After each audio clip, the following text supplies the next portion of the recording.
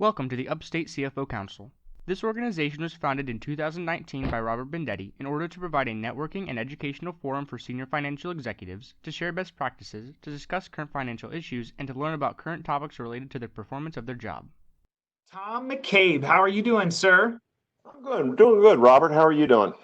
I'm doing very well. I told you before we started, I was a little disappointed because I couldn't find anything on the internet about you. I'm a hidden private individual, I guess, on the internet. Oh, I know. I know that you're into riding a stationary bike, lifting dumbbells, staring out your window using a telescope. Uh, I think if I'm looking over your right shoulder correctly. That's correct. You're looking at the home office in today's COVID-19 world. It's important to have a remote location you can go to and basically be effective and contribute. So this is my inner sanctum, I guess is the way to put it. Well, Tom McCabe is the CFO at Integrated Biometrics. And Tom, I think you got and I can see it on the wall there, your undergrad in business and finance from Wake Forest and your MBA from the University of Florida. That is correct. That is correct.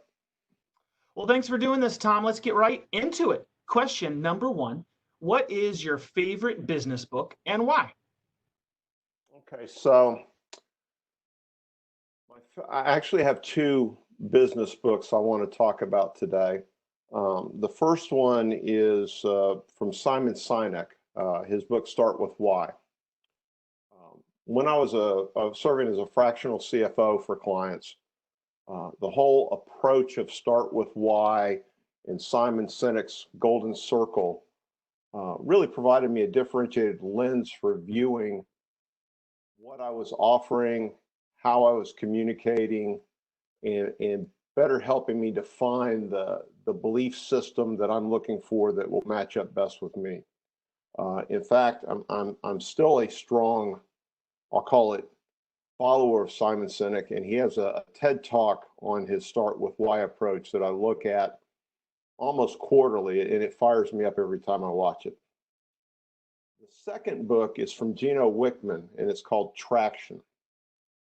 Traction is a model of how to create a entrepreneurial operating system for your company and create commonality and common understanding in your company vision and how your company's organized. Help structure the company. One of the best tools I found out of the Traction book is the concept and structure of a level 10 meeting. We will all say we spend too much time in meetings, and I'm going to say that's not correct. We spend too much time in ineffective, inefficient meetings. As senior leaders of organizations, part of our job is to run effective meetings and get the most out of our organization with everyone having the same focus and understanding. And that's what the level 10 meeting from Traction and Gino Wickman's model really helps us create and do. Wow, I have not read either of those books. That was Start With Why and Traction? That's correct. Start With Why from Simon Sinek and Traction from Gino Wickman. Excellent. Question number two. Tom, what is the best advice that you have ever received? That's an interesting question because the best advice I ever received came from a boss of mine that did not follow his own advice. So I thought it was kind of an interesting model to work on. But the best advice was not to expect something from a person that probably they won't excel at that. Many times we don't think through the delegation process of tasks and duties, and we'll delegate something to someone that just in our hearts we know that's probably not the best move to make. Be intellectually honest to yourself, be a servant leader with your team members, And if you know the person won't be able to achieve what your expectations are, you can use this as an opportunity to coach and mentor the person, or you just recognize, leverage the strengths of your resources and develop the areas of weakness or avoid those areas. So, again, not asking someone to do something that I know will have a disappointing outcome is probably the best advice I've ever gotten. Tom, what's a new tool that you've recently started using, or a habit that you've recently started that you have found beneficial? That's a great question. I really like that one because I have started using, middle of last year, in fact, I started using a prioritization tool called the Eisenhower Box. The Eisenhower Box is a method of breaking down your tasks, efforts, and things on your to-do list into urgent and not urgent, as well as important and non-important quadrants. So you have a quadrant chart there. So urgent and important things, that's the stuff you must do today. Not urgent and important things are stuff you need to schedule for some time. Urgent, not important, well, that's stuff on your list that would make sense for you to delegate to someone else in your organization. Use that as an opportunity to delegate and elevate those in your organization. And then in Eisenhower, President Eisenhower's model, his last quadrant was not urgent and not important. And that was stuff that he would delete. I don't take the time to put stuff in the not urgent, not important quadrant. What I use that quadrant for, I've kind of modified the process. I use that quadrant to identify things that are surprises, things that come in the middle of the day that require my attention, require my priority focus, and are basically going to screw up my day from what I've got planned. It's a great way to prioritize your day, as well as quickly identify what needs your attention. And it also gives you an opportunity to think through things that you could delegate to others and help them develop and achieve. That's great. I think that's really helpful for accountants to hear too. I know myself and other CFOs were really great at keeping lists and keeping track. There's my Eisenhower box for today. That's great. Yeah, we have a list, and maybe even to take it to another level, we'll transfer that list onto a calendar. But before that, how critical, Tom, to prioritize that. You got to prioritize those items and have an honest assessment. That would be a great way to start your week, your quarter, your day. So great. That's a call to action, Tom. Excellent. All right. Thank you. And I'll make one thing. You notice I showed you my Eisenhower box. It's in a old school binder. It's written in pencil. I mean, what that does for me is it's kind of a shifting of the gears. Everything we have is computerized now. We have to-do lists, we have task lists, what are you going to call it? The fact that I stop, check, get out of the computer stuff and put this down on a physical list makes me think about it, makes me think through it more. It takes more time to write it down, and I start rationalizing, okay, what really is important and what really can I delegate? So for me, the manual writing process in the Eisenhower box is a key part of the whole process. That's good. That's good. And very, very true. Question number 4, Tom. What is the best part of your current job? Well, I'm going to break my response to that into 2 segments. And maybe 30 years ago, the first segment would have been the outstanding professional development opportunities and the great job environment, all that stuff. Well, where I am in my life, the first thing I enjoy the most is I'm again working for a boss from 23 years ago that I had a good relationship with and maintained a good relationship with, and we have strong trust with each other. I'm returning to the southeastern United States after 32 years in the Midwest. I'm re-engaging with both college and high school friends on a more regular basis. And my wife and I are closer to family. So those things became a higher priority. My shift was kind of interesting. Before I came here, I was a consultant. I was fractional CFO, and I had a great practice going. This opportunity, a big push of it was personal items, why I want to do this. Now, my focus as a consultant was on startup, early stage, and early revenue businesses, which is exactly what integrated biometrics is. But while I was a consultant, while I was a mentor and a coach, I was on the sidelines for a lot of what I was doing. I was coaching, I was sending play-ins sort of thing. At Integrated, I'm now in the game. I'm either the quarterback in the finance accounting area, or I'm the key running back for the company. I'm 100% hands-on now, and it's allowed me to use what I consider my diverse business background experiences in a early revenue scaling company wherever I see the opportunity. I've told my boss, he and I have a great relationship, as I mentioned.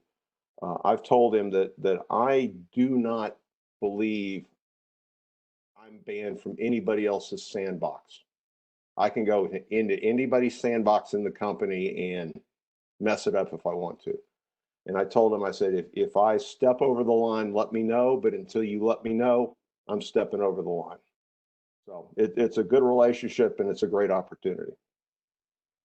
That's fantastic. And welcome to the Southeast. Good to have you. Thank you. Now, all right, I'm excited. Tom, question number 5, which is what's something personal you wouldn't mind sharing with the CFO Council that maybe we don't know about you? And before we started, you offered that maybe you'd share 2 things, because so you get 2 if you want to. Okay, so I'm going to give you my canned one first. I mentioned my diverse background in business. I want to, most people look at a CFO and they think he's got a dollar sign stamped on his head and has a green visor and bright lights around him. So I wanted to talk about my journey in business. So you mentioned the MBA on the wall behind me. That MBA has a focus on international finance. And I actually used those skills in my first job in Detroit, Michigan. After Detroit, Michigan, my stops in my journey were a manufacturing plant controller for the largest automotive filter manufacturer in the world, a manufacturing manager over a stampings operation for that same company, a general manager of manufacturing and distribution facilities in the Midwest in Missouri. Then let's shift gears again, VP of Information Technology and CIO for a company. Now let's get back to VP of Finance Administration. And then finally, 10 years as a fractional CFO working, as I mentioned, with startups, early stage and early revenue companies. So, the key traits that have guided me well through the journey have been curiosity, a strong belief in servant leadership as an approach to working with both subordinates and superordinates, and just an attitude, I can do that, whatever it is. You want to run a stampings plant? Sure, I can do that. So that's number one. Now you hinted around, you couldn't find anything about me on the internet, so I'm gonna give you the tidbit. Years ago, Walt Disney World was starting up something called the Electric Light Parade every night in the Magic Kingdom. I had taken some ballroom dancing classes in college as a way conceivably to meet co-eds. I thought that is smart, Tom. Well played. So I go to Disney. I'm interviewing for a job for the summer, and they ask me for my college course information. They see ballroom dancing. They send me down, about 5 miles through the complex to this dance studio. And I spend 45 minutes dancing with this choreographer lady, doing, foxtrots and waltzes and things like that. And the next thing I know, I've got a summer job as a dancer in the Electric Light Parade at Disney World. So that's kind of an interesting and a unique experience that I had. That is awesome. Wow. I need a picture of that, Tom. But those pictures have been methodically hidden, destroyed, shredded, whatever you want to say. Do you know if you were ever in the newspaper for doing something like that? I'm going to plead the fifth on that question and say, I'll use a Ronald Reagan defense. I don't recall. All right. Well, folks, if there is a picture that pops up in the top right hand of the screen right now, it's because I found it. All right. And if it doesn't pop up, it's because Tom has scrubbed it with his IT background. So question number 6, Tom, last question, which is, what is something that I should have asked that I didn't ask? And what is your answer to that? Okay. Most of this discussion or this interview has been focused on kind of the business world. You mentioned that I like to, you saw my stationary bike, you saw my workout area behind me in the home's inner sanctum. Other things I like to do away from the CFO role is biking and walking outside, which is a little bit of a challenge here in the Greenville area. I bike on Highway 14 north of Woodruff, which can be a challenge. I will say Tulsa had a much better trail system to access to, but I do bike. And then fictional reading. My two favorite authors right now are John Sanford and C.J. Box. Their characters, I seem to identify and really enjoy that as a way to break away from kind of the constant work environment in I won't say fantasy, but take my mind someplace else. And then finally, podcasts, because of my biking and my walking are a big part of my life right now. And some of the podcasts I listen to are the TED Radio Hour, How I Built This, 99% Invisible, Masters of Scale, and Entrepreneurial Thought Leaders. Now, those are all business type podcasts, and I learned something from every one of them. But I gotta admit, I also listen to something called True Crime Garage, which is just it's almost like a Harlequin romance novel of crime activities and things like that. And I will admit that I probably enjoy that most as the podcast list. Well, Tom, I'm noticing a theme, and the theme is that you are a diverse individual.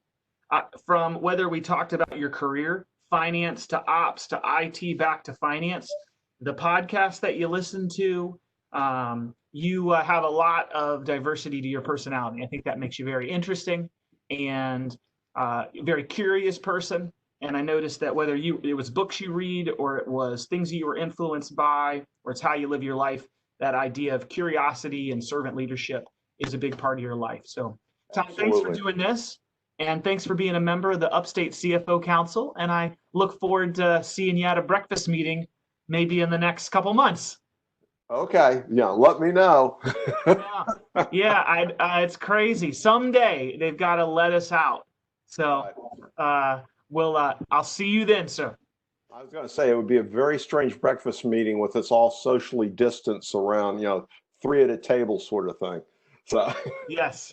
And to close, I will be actively searching the universe for a picture of Tom dancing.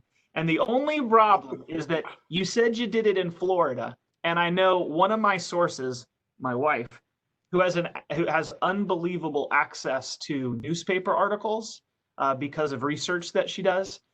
Florida is not part of the tool. So I'm so disappointed. All right. I wish I had your wife's cell phone number.